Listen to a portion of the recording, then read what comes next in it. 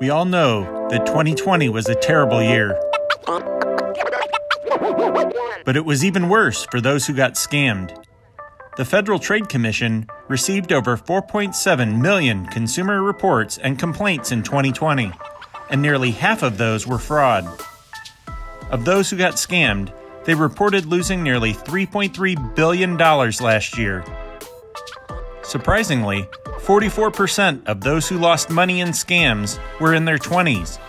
And while older people didn't lose money as often, the amount of money they lost was significantly higher.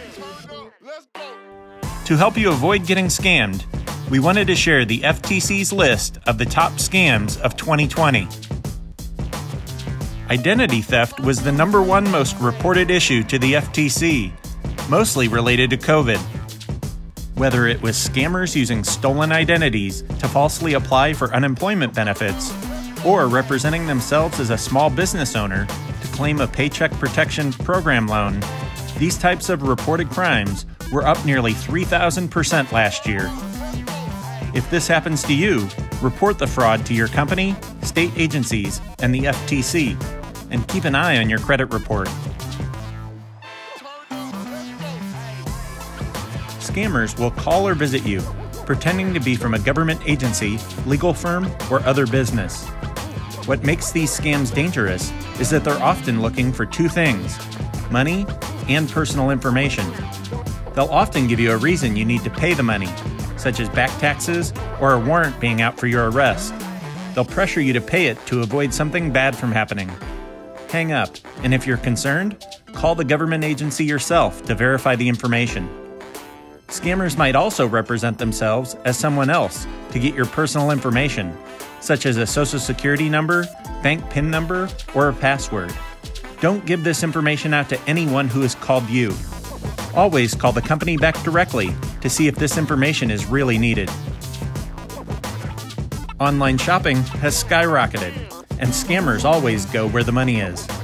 These scams range from paid reviews for less than quality items to online shops offering items for huge discounts.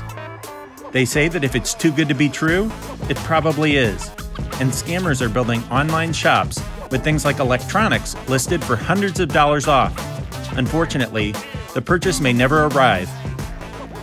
In even worse cases, the online scammer also steals the credit card information that you use to make the purchase. Be skeptical of online reviews and shop at reputable online retailers.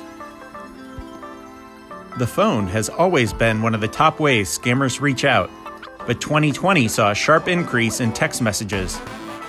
The scammers usually used links within the text message to grab their victims, and the bait was usually something related to information about a package or delivery, as well as stimulus checks or loans for businesses.